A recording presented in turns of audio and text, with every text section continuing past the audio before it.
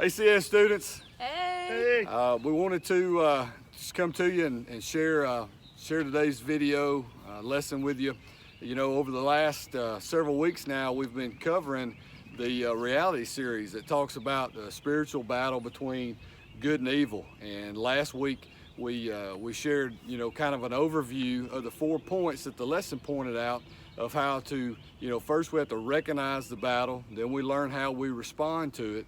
Ultimately, we see where our relief comes during the battle, and then overall that we are redeemed, being victorious in the end because God is on our side. And so this week what we're going to do is spend some extra time really digging in deep on how to prepare.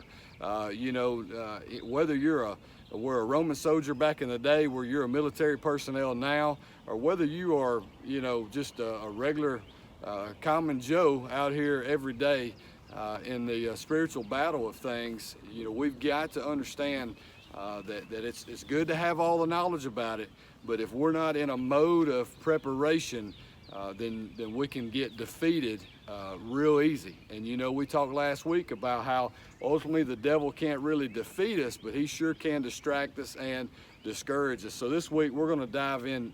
We're going to dive in deep where Paul references in Ephesians 6 verses 10 through 18.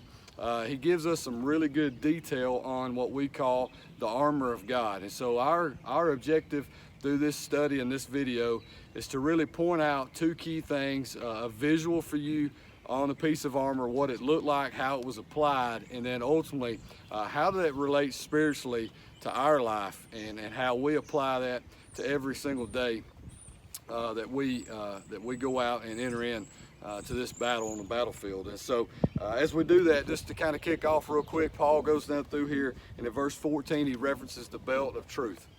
The belt of truth would have been the belt that would hold the sword to their waist. And like when I was in the military, you would reference as the sling on the rifles that we carried around the whole time we were there.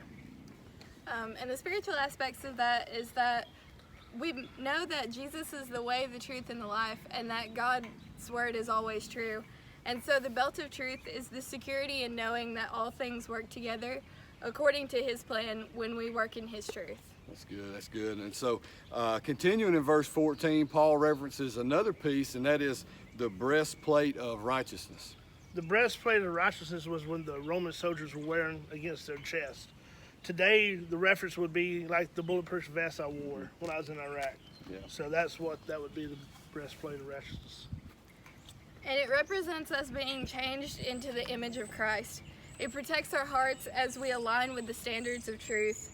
And we put on the breastplate of righteousness when we stay in his will and are obedient to the calling he has for our lives. Paul continues then on in verse 15, and he references the shoes or the sandals of peace. That would be the shoes you wear on your feet, or the sandals that the Roman soldiers wore. In my day, I wore boots for a year in Iraq. So. And the devil will always try to attack your peace, but as we prepare to fight, we can be confident in the peace of knowing that Jesus has already won the victory. The forces of evil may try to harm you, but they've already been defeated. That's awesome. In verse 16, Paul continues to say that we're to take up our shield of faith. The shield of faith was a huge shield that would protect the Roman soldiers' bodies from flying arrows, swords as their defense. In today's we don't carry shields around. I would reference it like as our Humvees or the military vehicles we ride around in. And the shield of faith spiritually it's our faith in Jesus that becomes our strongest defense against the enemy. And it's by faith you have been saved, and it is by faith we must fight against the forces of darkness. In verse 17, Paul tells us then we are to take up the helmet of salvation. The helmet of salvation would be the helmet they wore with the feathers on top as a Roman soldier. Today it would be like a Kevlar that would protect your mind and brain from any damage or anything. The helmet of salvation means protecting our mind from attack with exactly what Jesus did on the cross, salvation. Knowing that we are a new creation based on what he did, so there's nothing we can ever do to mess it up.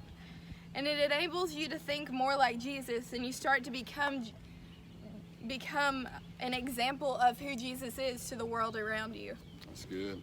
The last actual piece of armor is one that was actually what you'll study in the lesson was the only really offensive piece that Paul references, and that is the sword of the Spirit. Sword of the Spirit would be their sword for the offensive, like you said. In our day, our sword would be our rifle or our weapons on the Humvees. God's word is the ultimate tool for learning how to live the best possible life, and there is nothing it can't defeat. And it can take down the enemy's best defenses, and remove offending thoughts and actions, even in ourselves.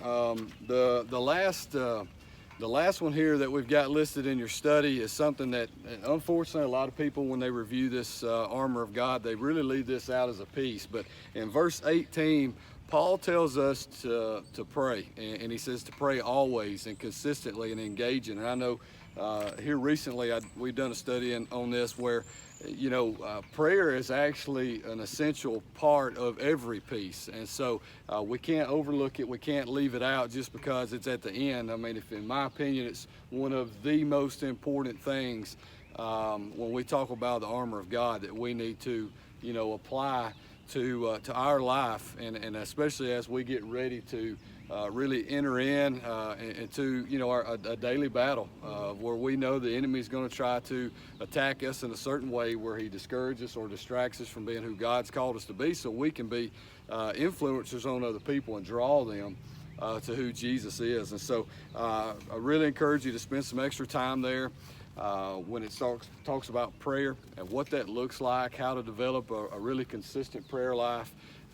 And making sure that we maintain that is something that never gets left out in what we do every day to prepare. As we kind of conclude our video overview, my biggest point, I think, for me that I want to share with you guys is that every single piece of this armor of God has some type of relationship with who Jesus is in our lives, and where we ultimately find our identity in Him. And so ultimately, once we're completely outfitted in this armor of God, then we should be fully suited with Jesus from head to toe. And I think that's important that we realize that when we go out, our identity is not in us or any individual things that we choose to apply to our life, other than that it should emulate who Jesus Christ was and is throughout our daily life. So. I found a verse to go along with the study when I'm doing a study on our Bible app, on the armor of God. It's John 14:17. Jesus is talking in this one.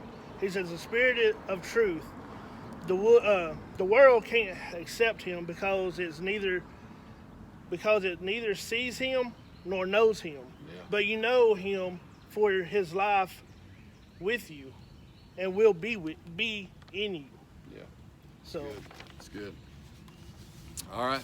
Well, guys, just know this: that we're praying for you, and as a big encouragement, really spend some time this week, not only tonight in reviewing your lesson, but I encourage you over the next week, from tomorrow till next Wednesday, take one of these pieces of armor each day and spend extra time studying about that piece, how it is applied spiritually in your life today. And we look forward to seeing how this continues to grow in your relationship with Jesus. So, love you guys. Take care.